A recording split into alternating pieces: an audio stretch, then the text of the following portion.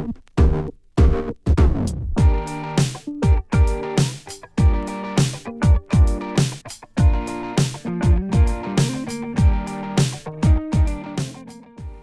tulemast taas kuulama meie Talent Hubi järjekordset podcasti. Mina olen Reet Kaurit. Ja mina olen Katariin Tull. Täna oleme kutsunud saatekülaliseks Jaana Smithi. Jaana on töötanud viimased 5 aastat Eesti ükssarvikus ja edukamas fintech-ettevõttes Transferwise. Ta liitus Transferwise'iga olles seal esimese 150 töötaja seas ning täna on Transferwise kasvanud 1700 töötajaga ettevõtteks. Jaana juhib 4-liikmelise värbamismeeskonna tööd. Ta on värvanud tootejuhte, klienditoa inimesi, payments operationid, compliance operationid inimesi ja lisaks ka õigus, finantspersonali ja pangandusvaldkonnas. Ja me olemegi kutsunud Jaana täna siia, et rääkida Transferwise'i kasvust ja värbamispõhimõtetest. Lisaks veel kandidaadi kogemusest ja automatiseerimisest värbamisest. Aga kõigepealt sooviks tutvuda natukene Jaanaga, nii et tere Jaana! Tere, aitäh, et mind kutsusite, mul on väga hea meel siin olla. Meil on ka rõõm sind siin tervitada. Et tutvuda siis natukene sinuga, on meil siin mõned siuksed sinust küsimused, et mille me tahaks vastuseid leida. Et kelleks sina siis väiksena saada tahtsid? Ma arvan, et kui ma olin tegelikult väga väike, siis ma tahtsin stjuardessiks saada. Need, kes mind praegu teavad, kindlasti naeravad, sellepärast, et ma kardan lendamist nagu ei tea mida. Aga kui ma olin keskkoolis, siis ma olin täiesti veendunud, et minust saab õpetaja. Mu vanaema oli õpetaja, mu tädi oli õpetaja, mu vanavanaema oli õpetaja. Ma mõtlesin, et see on mul veres, ma pean õpetajaks saama. Mul tuli eesti keel nii hästi välja, eriti kirjutamine. Ja siis ma, ühesõnaga läksin ülikooli ja siis muutus. Et siis ma enam ei tahtnudki õpetajaks saada. Jah, tõenäoliselt sa vist päris väiksena ei mõelnud selle peale, et võiks värbaja saada, kes sinust nagu tänaseks on saanud, et kuidas siis sinust värbaja üldse sai? Kindlasti väga väiksena ma selle peale ei mõelnud ja ma arvan, et väga tihti värbajaks saadakse niimoodi juhuse tahtel. Et ülikoolis ma ütlesin, et ma ei tahtnud enam saada õpetajaks. Et ma sattusin sellisesse tudengiorganisatsiooni nagu ISEC ja seal ma sattusin tegema ühesõnaga ma sattusin olema personalivaldkonnas ja osa sellest oli ka värbamine ja ma mõtlesin, et personalivaldkond, see on see, mida ma tahan teha. Aga kindlasti ei olnud see spetsiifiliselt värbamine, mida ma mõtlesin, ma tahan teha, et pigem lihtsalt personalivaldkond. Ja siis ma otsustasin, et hästi lahe oleks minna õppima seda magistrisse Londonisse. Ja kui ma siis jõudsin sinna Londonisse, siis ühesõnaga kunagi ma magistrisse ei ole veel jõudnud personalivaldkonda õppima, et sai minust hoopis värbaja tegelikult. Kuidas, nagu ütleme, et mis sinu sellised isikuomadused täna toetavad sind kui värbajad? Et mõtleme, et kui sa nüüd jõudsid natuke juhuse tahtel selleni, et mis siis sind nagu, ütleme, aitab sind sellel teele? Ma arvan, et ma olen väga suure empaatiavõimega. Ma olen väga hea aktiivne kuulaja, et kui inimesed räägivad, siis ma reaalselt kuulan, mida nad ütlevad. Et see ei ole väga, võib-olla see on ikkagi harvasi tänapäeval. Ma arvan, et ma olen uudishimulik. Mulle meeldib esitada küsimusi, mulle meeldib aru saada, kuidas asjad töötavad, kuidas inimesed töötavad. Ja samal ajal ma olen hea ka numbritega, et mulle meeldib näha, et seda data poolt siis värbamisel ka, et see on minu jaoks väga-väga põnev. Ja, Jaana, sa rääkisid siin, kuidas sa sattusid personalivaldkonda, aga kuidas sa sattusid Transferwise'i, et tegelikult meid Jaanaga seob veel selline lugu, et ka mina olen kunagi Transferwise'is värbajana töötanud ja me tegelikult alustasime Jaanaga täpselt ühel päeval, täpselt samal positsioonil, aga sellest Jaana räägi ise lähemalt, et kuidas sina sinna sattusid? See oli tegelikult päris naljakas lugu, et kolisin Londonisse pärast ülikooli lõpetamist, täpselt nädal aega hiljem võtsin kõik oma asjad ja läksin siis suure elu peale. Mäletan, et ütlesin veel Katariinile, et võib-olla üks päev töötan Transferwise'is. No niimoodi muuseas. No be careful what you wish for. Töötasin tegelikult ettekandjana Londonis alguses esimesed 3 kuud ja siis ma nägin, et mõtlesin, ma lähen vaatan Transferwise'i kodulehel, et mis neil seal on. ja siis nad otsisid endale HR interni ja nad otsisid teda Eestisse. Mina mõtlesin, et mis mõttes, et ma tulin nüüd pool, ma ei tea, maailma, tulin siia Londonisse ja neil on vaja kedagi Eestisse, et ma ei hakka nüüd tagasi minema otsapidi, on ju. Aga et ma ikkagi kandideerin, et ma lihtsalt kirjutan, et äkki neil on Londonis ka midagi. Ja siis tuli vastus Anna Mailanšilt, et okei, et oled sa kindel, et sa Eestisse ei taha, on ju. Mõtlesin, et ei, et ma just kolisin. Ja siis ta ütles, et et ma räägin oma kolleegiga Londonis, et äkki on vaja kedagi. No ja tuli välja, et neil on ikkagi hädasti juba abi vaja ja siis tehti minuga kiire telefonikõne. Ma arvan, et järgmiseks reedeks oli mul intervjuu ja reede pärastlõunal olin ma juba värvatud, nii et alati tuleb ise urkida ja küsida ja see oli isegi uskumatu minu jaoks. Ma ei tea, kuidas mul nii õnneks läks. Ja siis Reet alustas sellel kohal, kuhu ma siis kandideerisin nii-öelda ametlikult. Minu õnneks siis olid sina Londonis, et mind võeti siit ikkagi Eestist koha pealt ja saime koos alustada. Aga nüüd mina olen juba aastaid eemal olnud TransferWise'ist, minu teed läksid edasi. Et võib-olla sa räägid natukene sellest, kuidas kuidas alguses, kui sa alustasid, kui palju on muutunud, kui oli 150 versus 1500?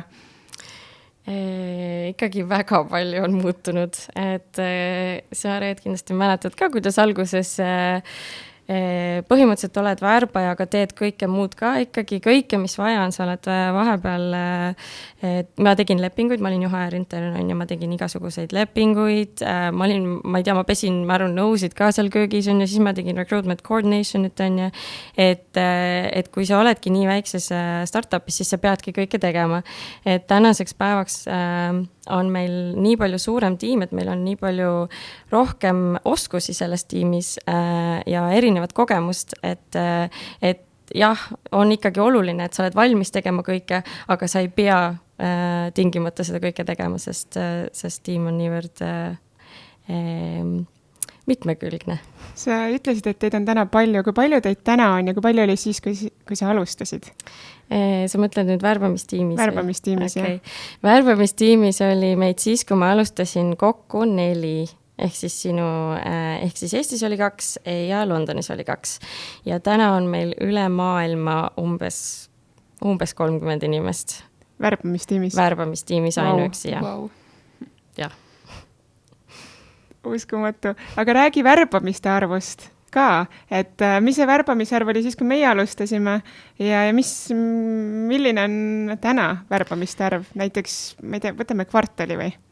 Jah, et see on väga hea küsimus, Reet, sest et kui mina ja sina alustasime, siis ma ei usu, et meil üldse mingit datat oli, mida me seal kogusime, et tegime nii palju, kui oli vaja teha. Ma nüüd valetan, sest mul tegelikult ei ole neid numbreid ilmselt, aga ma kujutan ette, et see võis olla äkki, ma ei tea, üle Euroopa siis mingi 15-20 inimest, võib-olla valetan. Kvartalis. 200 oli aastas, siis kvartalis tuleb ikkagi 50 ringis. 200 oli siis, kui esimene aasta ka. 150-st 350-ni. Jah, okei. 50 kvartalis siis. Ilmselt Eestis tehti rohkem, meie Londonis kindlasti tegime palju aeglasemalt. Ja täna me teeme umbes 300 kvartalis. No natukene rohkem. Võib-olla tuleb vahepeal 350 ja kindlasti hakkame veel rohkem tegema. Vau. Aga kui me räägime tööriistadest ka, värbamises on kindlasti need olulisel kohal, et mida te täna kasutate, mille ette sa enam ei suudaks hakkama saada? Ikka ATS, Applicant Tracking System, me kasutame Greenhouse'i, et see on küll kindlasti väga oluline, et me oleme ka neid kasutanud erinevaid ja nüüd Greenhouse on andnud meile seda enam-vähem, mida me tahame, see ei ole ideaalne, aga ta aitab, ta on suhteliselt hea, ma ütleks. Minu tiimides me kasutame ka sellist scheduling boti nagu MyAlly, ehk siis, et arvuti teeb selle koordineerimise siis sinu eest ära on ja kandidaadiga, et see on küll, aitab tohutult palju aega kokku hoida. Kasutame erinevaid Indeed assessment'e näiteks, et testida keeleoskust, see on väga-väga oluline. Kasutame Lookerit, mis annab meile siis meie data palju rohkem, mida Greenhouse meile suudab anda, et see on meie jaoks hästi oluline, et meie värbajad alati vaataks, mida need numbrid neile näitavad. Et need on küll, ma arvan, kõige olulisemad praegu, mis mul meelde tulevad. Ma arvan, et neist igast ühest võiks lausa eraldi saate teha, aga sa mainisid juba mitmendat korda, mainisid datat ja numbreid ja kas sa räägiksid natuke lähemalt, et ma ei tea, kas te kasutad KPIs või OKRs ja kõik on tänapäeval hästi popid, et millised need värbajatel on? Me oleme kasutanud mõlemaid, et enamasti oli meil KPI-d ja nüüd me siis üritame minna OKR-ide peale ja kvartaalselt. Ja tegelikult see on päris huvitav, kuidas me oleme seda lahendanud, et meil ei ole niimoodi, iga liid võib öelda oma tiimi liikmele, et sinu eesmärk on teha näiteks, ma ei tea, 10 värbamist on ju kvartalis ja sinu conversion peaks olema see ja nii edasi on ju. Aga et see on väga indiviidil tasandil ja me niimoodi tiimina tegelikult ei tööta, et see on juhi ja selle meeskonnaliikme asi. Aga meil on tegelikult OKR-id ja siis meil on 3 nii-öelda suunda või paketit, mida me neid kutsume, et mida me siis üritame liigutada. Et hetkel need on, kui ma võin inglise keeles öelda, et see on ilmselt lihtsam, hiring efficiency, et sinna alla läheb see, et kui kiiresti me värbame on ja, et mis on meie conversion rate'id, kui palju teevad tiimid administreerimist neid task'e on ja, et kõike seda me peame liigutama. Siis meil on teine pakett, mis on candidate ja wiser experience, ehk siis meil on väga oluline, et kandidaatid saaksid hea kogemuse, aga samal ajal on meil väga oluline ka see, et meie värbamisjuhid saavad hea kogemuse ja nad tundsid, et neil on nagu abi recruitment tiimist või värbamistiimist. Ja siis meil on 3. pakett, mis on siis building for the future. Ehk siis, et sinna alla läheb hästi palju sükest, ma ei tea eestikeelset sõna, aga employer branding ut, et näiteks, et tuleb teha uus karjäärileht meile on ja, või et mingisugused värbamiskampaaniad, kõik see läheb sinna alla, et rohkem tuleviku vaatamine. Ja siis seal on erinevad numbrid, et kui kiireks peaks minema või et mis see conversion rate on praegu, et mis ta peaks olema ja siis sinna alla siis iga indiviid tiimis üritab seda liigutada, et kõik nagu üritavad töötada ühe suure eesmärgi nimel. Ma küsiks kohe siit vahele, et kuidas te tulite nende 3 paketini, et kuidas te need paika saite? Väga hea küsimus. Et tegelikult selleks ongi vaja, mida meie tegime, oli see, et me vaatasime otsa, mida siis need numbrid meile tegelikult näitavad. Et me näeme, et meil on X arv application eid, aga ainult, ma ei tea, ma ütlen mingisugused suvalised numbrid. Meil on näiteks 1000 inimest kandideerib ja ainult 30 saab värvatud. Et meil läheb väga palju ressurssi sinna funneli esiotsa ja välja ei tule väga midagi. Et midagi on ilmselt lahti, et kas me siis ei saa oma funnelisse neid õigeid inimesi, kas me ei suuda neid õigesti intervjueerida, me ei saa aru nende skillidest või siis me otsimegi ei tea, millist unicorni on. Et siis, et vaatasime, mida meie data meile ütleb, me näeme, et meil on conversioniga probleem ja siis me teame, et me tahame seda muuta ja siis me hakkame vaatama, et kuidas me siis selle muutuseni jõuame. Et väga, ma igal juhul soovitaks OKR kasutada, et toob väga palju fookust ja eriti, kui sa oled väga kiiresti kasvavas firmas, siis on ikkagi väga oluline, et sul on mingi fookus, sest asju, mida teha on 1000 ja sa lihtsalt et vahepeal võid isegi veel läbi põleda, et fookust on vaja. Pigem on siis niipidi hoopis, et kui paljud kardavad neid kasutusele võtta, et see toob lisastressi värbajatele, siis tegelikult on vastupidi, et see just aitab pea selge hoida ja sihi selge hoida, et jah, ma ütleks küll, et tegelikult eks me ise ka ju, võib-olla sa mäletad, et kui hakkasid tulema mingid KPI-d, et me ei saanud ka täpselt aru, et miks need vajalikud on ja et kas, kui me ei jõua mingisuguse numbrini, kas see siis tähendab, et mind, ma ei tea, vallandatakse või kas ma olen halb värbaja või miks on ja tegelikult päris nii ei ole, et see aitab sul siin nii palju aru saada, et kas see, mida sa teed, kas see loob mingit tulemust. Ja see on tegelikult teekond, millele sa pead siis oma meeskonna viima, et see ei ole ka lihtne, kui sa esimest korda hakkad neid võtma, aga ma arvan, et see, et läbi rääkida, et miks ja kuidas need aitavad ja mõtestada koos tiimiga, et millised tegelikult need peaksid need fookused olema, et see on väga oluline, aitab väga kaasa. Sa oled juba mitu korda maininud, et siis, kui meie olime alguses ja siis nüüd, mis on täna, et ma küsin niimoodi, et kas oleks täna, mida sa teeksid, kui sa oleksid teadnud, mis tulevik ette toob? Kas oleks midagi, mida sa oleks kohe teistmoodi teinud? Oleks kas või need OKR-id kohe kasutusele võtnud või on midagi muud?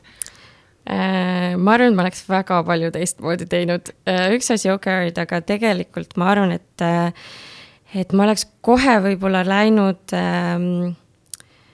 lähemaid suhteid looma tiimidega, et aru saada, mis on nende probleemid täpsemalt, et aru saada, mis tuleb, et väga raske on ennustada seda, et sul hakkab hästi minema, et sa kunagi ei tea, sa lähed startupi, ma ei tea, homme meid on, ülehomme enam ei ole, et sa ei teagi. Ja see tähendab seda, et forecasting on nagu ta on ja on väga raske aru saada, kui suur sinu tiim peab olema. Et üks asi, võib-olla mida mina oleksin teinud, ongi see, et töötada nendega lähemalt ja siis aru saada, kui suur peaks meie tiim olema, et meil on kindlasti olnud aegu, kus meie tiim ei olnud piisavalt suur selle kasvu jaoks ja ma arvan, et see ei ole praegu ka piisavalt suur, aga on olnud aegu, kus inimesed töötavad võib-olla liiga palju, et seda võiks kindlasti teisiti teha. Nii, väga põnev, Jana, igal juhul. Tahaks rääkida ka natukene võib-olla lähemalt TransferWise'i värbamisprotsessist ja et kuidas teil see töö siis on nagu üles ehitatud selle suure tiimi juures täna, et milline on siis teil värbamisprotsess, et mis need sammud on ja miks need sammud võib-olla on olulised teil? Ütleme niimoodi, et ma ei tea, kui palju te TransferWise'ist teate, on ja Reet, sina teed väga hästi, aga et meil on väga autonoomsed tiimid ja nemad siis otsustavad, mismoodi nemad tahavad oma kliente kõige paremini aidata ja selle järgi nad siis valivad, et mida nad ehitavad ja kuidas nad töötavad ja nii edasi. Ja selle järgi on ka kindlasti värbamine paljuski dikteeritud. Ehk siis, et meil ei ole ühtset sellist, et meil on 3 sammu näiteks, et üks peab olema kindlasti test ja kõigil tiimidel on sama.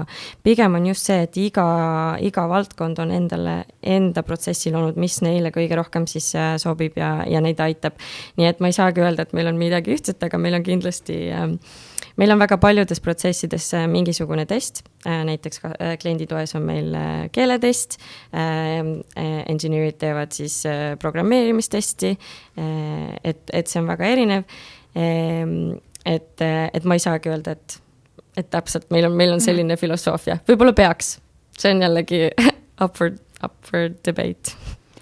Aga kindlasti on teil mingid kultuurilised asjad, mida te siis jälgite, et need on ikka ilmselt kõikides tiimides samad, et kas see on nii, et seda teeb värbamistiim, värbajad või siis ka tiimijuhid, tiim vaatab neid, ma ei tea, kultuurilisi oskusi, et kuidas teil see nagu jagatud on?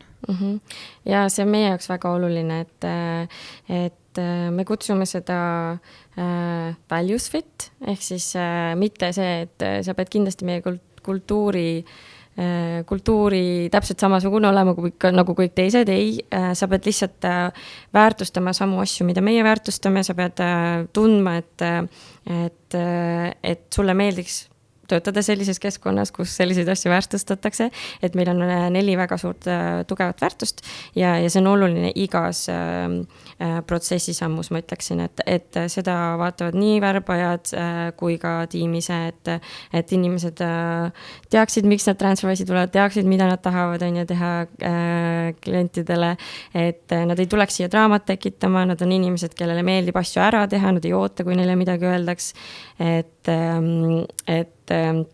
et see on kindlasti väga-väga oluline, ja see on meie võib-olla minu kõige olulisem, et klient on alati, tuleb esimesena, et seda me mõtleme samamoodi ka värbamistiimis, et kandidaat on ju meie klient ja nemad, we need to put them first.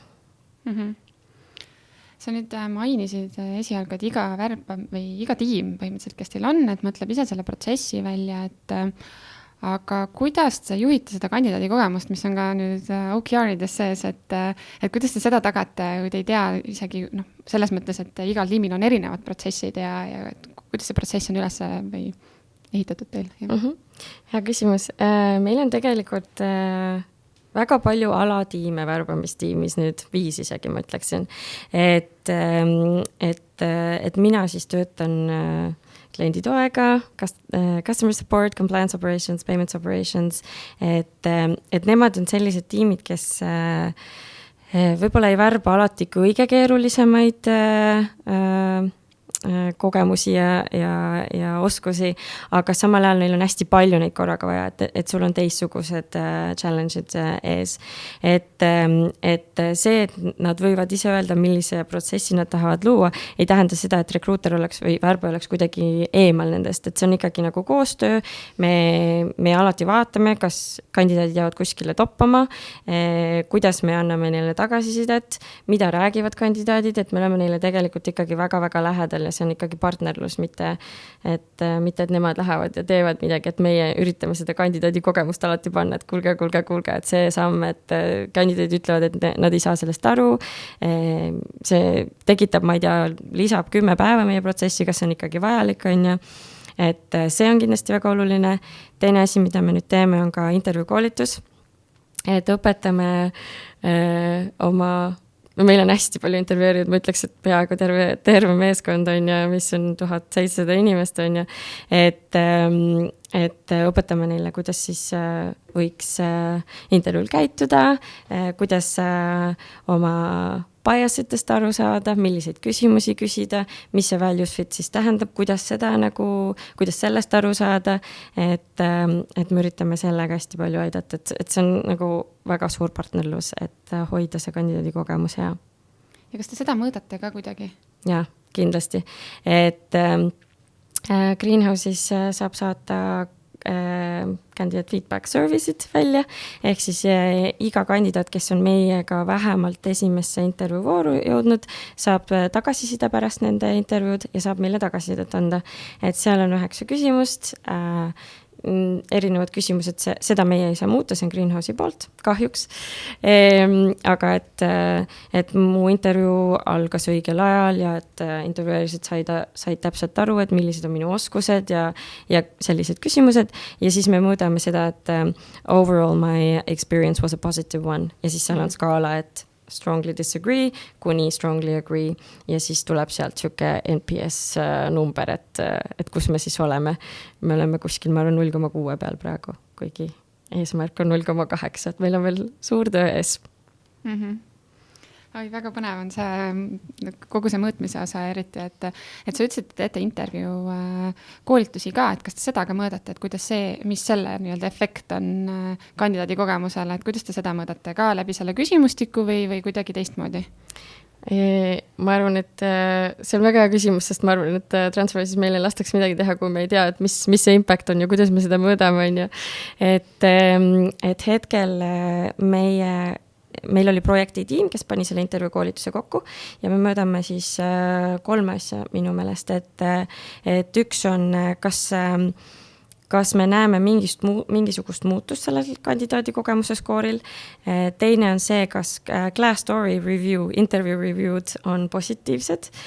Ja 3 on siis see, et kas mida ütlevad need, kes on intervjuukoolitusel käinud, et kas neile meeldis, kas nad soovitavad seda sõbrale, et hetkel on meil see 90%, nii et see on vähemalt, me oleme õigel teel, aga teised asjad on nagu asjad, mis nii kiiresti mõõdetavad ei ole, et me peame nüüd kvartaalselt silma peal hoidma, et kuidas need muutuvad.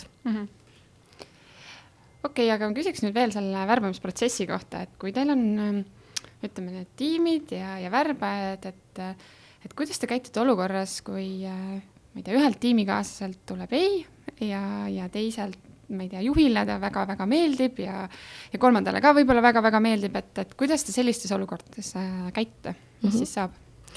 Mul on endal ka selline kogemus olnud, kui ma ise värbasin enda tiimi, aga üldiselt on niimoodi, et värbamisjuhil on viimane sõna, et värbamisjuht paneb enda protsessi kokku niimoodi, et ta teab, et kelle nõu ta tahab selles intervjuu protsessis ja see nõu, mis iganes see siis on ju, et tema peab tegema selle lõpliku otsuse, et näiteks kui mina värbasin enda tiimi värbajat, siis üks engineering lead ütles ei ja minu jaoks olid need asjad, mida ta seal välja tõi, väga kergesti õpetatavad ja ma teadsin, et mul on vaja täpselt sellist inimest ja ma tean, et ma saan töötada sellise asja kallal ja siis ma andsin sellele inimesele tagasi, et ma väga tänan, et ma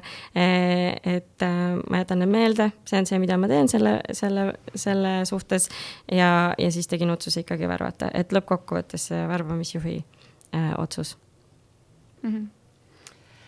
Okei, aga kuidas te siis kandidaadid tagasisidet annate, et ütleme, et protsessis keegi kukub nii-öelda välja ikkagi, et tuli piisavalt teisi või ikkagi ei ole sobilik ja oma kultuuriliselt või kogemuselt, et mis te siis ütlete ja kuidas te ütlete seda? Meie filosoofia on see, et kõik, kes on TransferWise'i nii-öelda kandideerinud, peaksid ikkagi meilt tagasisidet saama, on ju. Et vahepeal see venib, vahepeal võib-olla läheb spämmi, aga see on meie filosoofia, et ma kindlasti ei tule ütlema, et meil on kõik nii suurepäraselt, ei, meil on väga suur teekond minna ja me peaksime kindlasti paremini tegema ja me tahame paremini teha. Lihtsalt, kui su volüümid on nii kõrged, siis alati ei jõua nii hästi teha, aga tavaliselt just sellel alguses me siis saadame või sellise e-maili ja siis, kui nad on ikkagi terve protsessi ära käinud, et siis üritame helistada ka osades tiimides. Aga kui on nagu see väga suure volüümiga tiimid, et siis me ei jõua, et siis seal on tiimid ka väga nagu involved ja annavad tagasisidet, aga üritame ka anda isiklikku tagasisidet pärast esimest intervjuud. Aga ma olen kindel, et see ei juhtu ja ma tean, et see ei juhtu, nii et kui keegi kuuleb, kes on kandideerinud ja ei ole saanud, siis ma väga vabandan, et me kindlasti üritame paremini. Minul selle tagasisidega küsimus, et alguses sa rääkisid, et värbate hästi väärtuspõhiselt ja 4 väärtust on, mida hästi oluliselt hindate, mille siis üks kas või oli draama, et peaks olema selline sõbralik, et kui nüüd keegi nende väärtuste vastu vastab, ei vasta just, et kuidas te seda tagasisidet annate?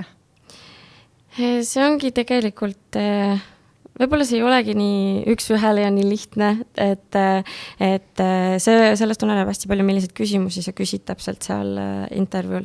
Et kui sul on intervjuu küsimused hästi üles ehitatud ja sa saad aru, et milline oli inimese roll, mis oli probleem, mis nad õppisid ja nii edasi, et siis nende vastuste kaudu sa saad anda tagasisidet, et alati antakse tagasisidet ju selle kohta, et mida nad vastasid intervjuul, mitte et milline nad inimesena on või et sa kindlasti kunagi TransferWise'i ei sobi, et me kindlasti ei taha niimoodi öelda, vaid et pigem, et need näited, mis sa tõid intervjuul, et need täpselt võib-olla ei suhestunud sellega, kuidas meie töötame näiteks. Et see on kindlasti oluline, et kandidaadid ka teaksid, et see on see, mis juhtus seal intervjuul, et me ei tea rohkem sinust mitte midagi ja nii peakski olema, on ju, et jah. Kas see siis tähendab, et ka kogu värbamisprotsessis osalevad inimesed, nad ikkagi väga põhjalikult kirjutavad üles intervjuu note, et selle põhjal on teil ilmselt lihtsam seda tagasisidet kanda, et ma tean, et paljudes ettevõtetes ei tehta seda, et teil on siis tõenäoliselt see suhteliselt põhjalik, jah? Ja me saame isegi mõõta seda, et kui kiiresti seda tehakse ja kas seda tehakse ja me hakkame kindlasti inimesi välja, call out inimesi, kes seda ei tee, sest see on oluline, et kuidas me saame anda head kogemust inimestele, kes panevad nii palju oma aega ja energiat meiega intervjueerimisel ja meie siis ei võta isegi omaks nagu anda tagasisidet ja me saame seda ainult teha, kui meil on head intervjuu notes'id, et see on kindlasti väga-väga oluline ja ma arvan, et inimesed, kes isegi kui see on negatiivne vastus, kes saavad head tagasisidet, midagi, mida saab muuta, ma ei tea, 6 kuu jooksul näiteks skill, mida õppida või mis iganes, et see on nii väärtuslik ja kui nad tulevad tagasi ma ei tea, 6 kuni 12 kuu pärast, sest neil on olnud imeline kogemus, nad tahavad ja nad on tõestanud, et nad ka suudavad, siis see on ju win-win kõigile minu meelest. Ideaalis, kui kiiresti peaks kandidaat saama tagasisidet? Ideaalis. Ma arvan, et see on väga raske küsimus, millele nagu nii otseselt vastata, kuna kõik tiimid väga erinevalt töötavad. Et osad tahavadki teha niimoodi, et mul on 20 kandidaati, ma käin esimese intervjuu ära, siis ma umbes nädala lõpus räägin, et kes saavad edasi, kes ei saa, on ja. Aga ma kujutan ette, et 2 kuni 5 tööpäeva jooksul pärast intervjuud võiks olla väga hästi. Olete te ideaali lähedal, ideaalis kaugele sellest? Me oleme ideaali lähedal osades tiimides. Selge. Väga hästi.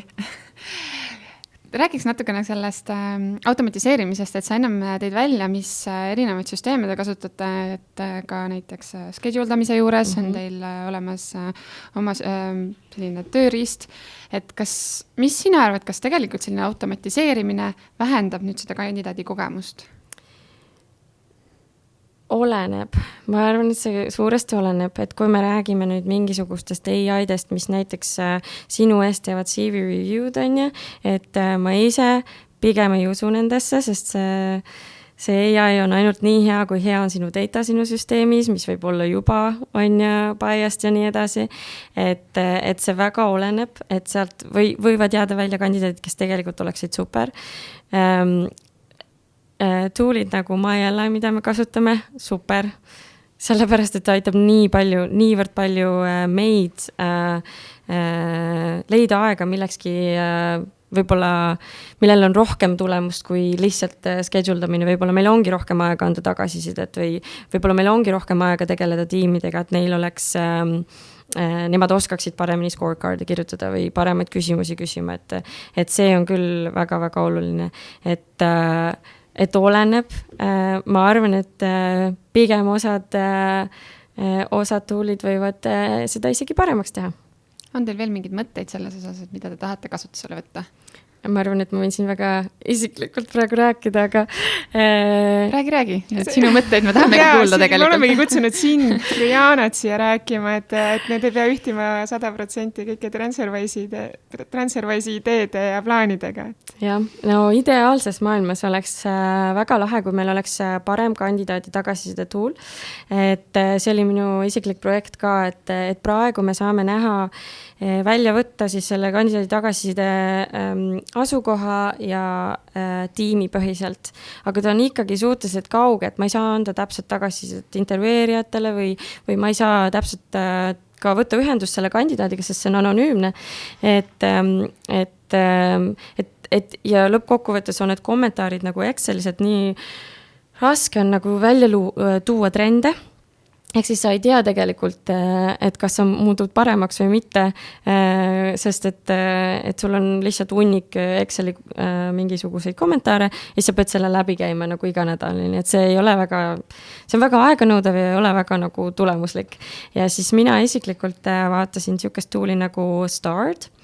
Ehk siis, et minu meelest see ei ole isegi ainult kandidaatidele, vaid et kliendi toele ka, aga et sa saad saata isiklikke e-maile, et siis tulebki sinult Jaanalt TransferWise'ist, et mul on nii hea meel, et sa käisid meil intervjuul, anna meile tagasisidet, mida saaks paremini teha ja siis kui on ja see ei ole anonüümne ja kui on inimene näiteks annab halva review, et siis ma saan tegelikult temaga ühendust võtta ja rääkida natuke sellest kogemusest, et mis siis halvasti läks.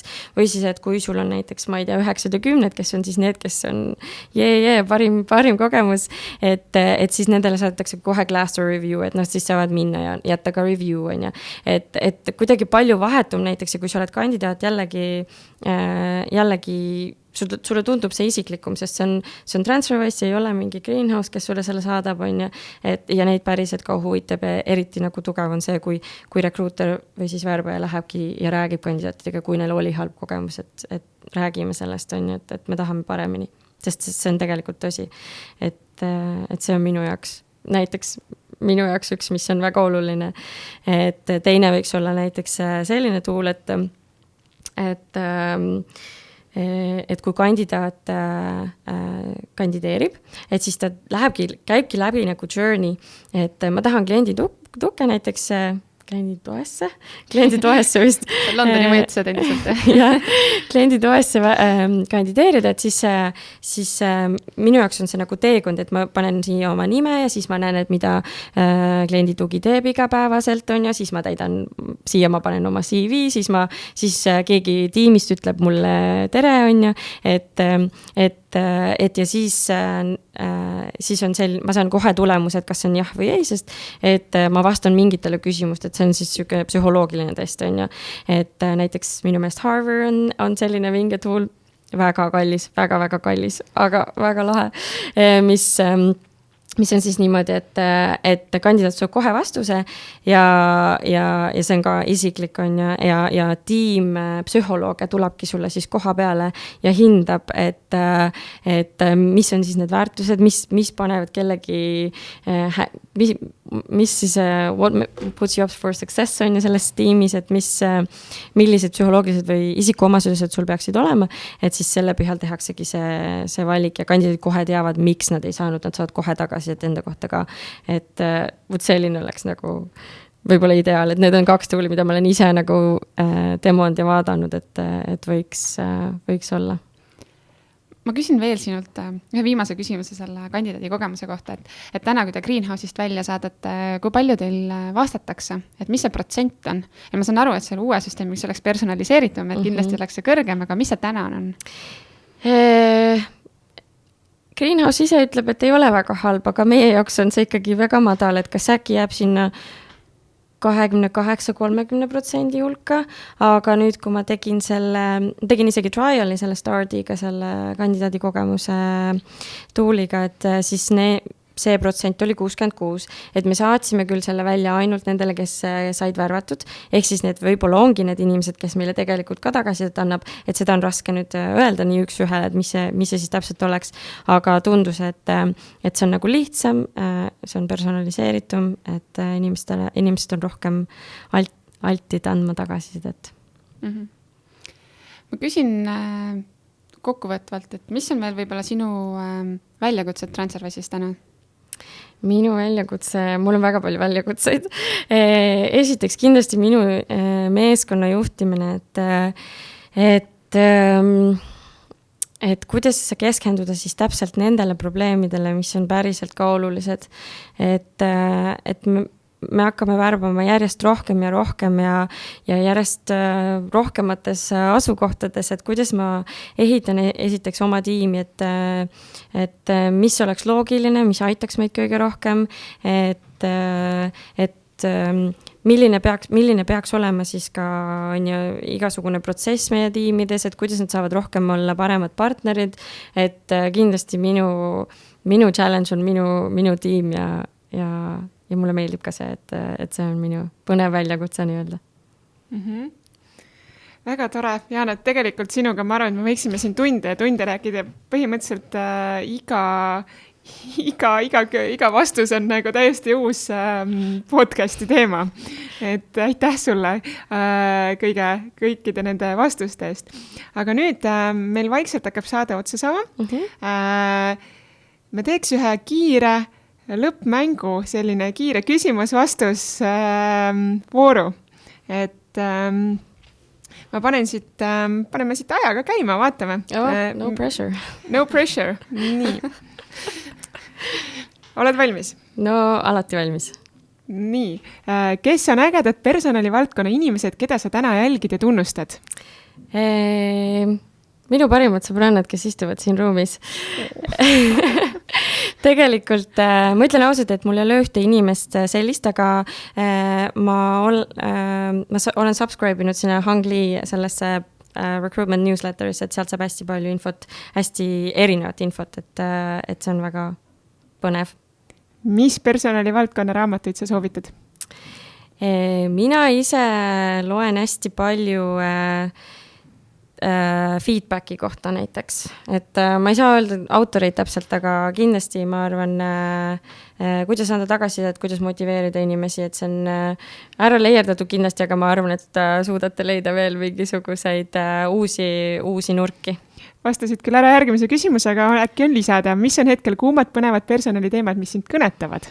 Jah, feedback on, et kuidas sa siis ikkagi annad inimestel tagasidet, et ma ei tea, mul on hästi kiire praegu, aga ma lugesin tegelikult artiklit, kui sa küsid tagasisidet, et kas sul on meile mingit tagasisidet anda, et see tegelikult ei tööta, et mida sa peaksid küsima on see, et kas ma saaksin midagi teha teisiti, kuna inimesed hakkavad vaatama kohe minevikku, et nad hakkavad mõtlema, et okei, umbes midagi ummergust, aga kui sa küsid täpselt, et mida ma saaks paremini, siis nad ütlevad sulle täpselt, et võib-olla tip of the day for you. Okei, olulisemad tööriistad sinu töös? Google Calendar, Google Docs, see on väga oluline, Zoom, kasutame Zoomi, et minu tiim on Tampas ja Singapuris ja Budapestis ja Eestis, et kui ma ei oleks online, et siis ma ei saaks mitte kuidagi tiimi juhtida, et see on nii oluline, et kõik on dokumenteeritud ja et sul on võimalus kohe hüpata nendega kõnesse. Mis on viimane tool, mida sa kasutasid oma töös? Uus tool, mida ma kasutasin? Uus tool. Võib-olla, ta ei ole kindlasti uus, aga ma hakkasin teda rohkem kasutama, on Confluence. Kas sa soovitaksid seda sõbrale skaalal 1–10? 8, jah. Kuidas sa ennast motiveerid? Kuidas ma ennast motiveerin? Mind motiveerib väga see, kui ma tean, et mu tööl on mõte. Kus sa näed ennast 5 aasta pärast? Mulle meeldiks väga olla sellises rollis, kus ma saan näiteks töötada hästi paljude väikeste startupidega, et kes just nagu hakkavad nagu omadega kuskile jõudma, neil on vaja võib-olla hakata tiimi või esimest rekruuterit leidma, võib-olla neil ei olegi veel värbajat, et välja mõelda, et kuidas teha nagu mingisuguseid protsesse, et mis see kultuur on, et mulle meeldiks hullult see, kui ma saaks hästi paljude erinevatega nagu töötada ja neid aidata. 306. Väga hea. Et tegelikult see viimane küsimus on alati selline värbajate lemmikküsimus, kui endal on nagu tihtipeale ebamugav vastata, et kuidas sa ennast tundsid? See, et kus ma tahaksin olla 5 aasta pärast. Ma olen väga mugav, ma ei tea, võib-olla ma olen selle peale mõelnud või unistanud aga et see on selline asi, mis ma arvan, mulle meeldib tagasi anda, ma arvan, et ma aitaksin väga paljusid, ma arvan, et ma õpiks ise väga palju ja ma näeksin, et minu tööl on mingi mõte, et see on väga-väga oluline. Ja Jaana, meil on tõesti väga hea meel, et sa täna leidsid aega meiega siia vestlema tulla. Ma ütlengi, et teemasi 45 minutit on kindlasti ilmselgelt väga vähe aeg, et kõikidest nendest teemadest süvitsi rääkida. Ma arvan, et me saime palju mõtteid, millest peaksime veel rääkima, keda kutsuma. Võib-olla sa oskad ise soovitada, keda sa tahaksid meie saates kuulata?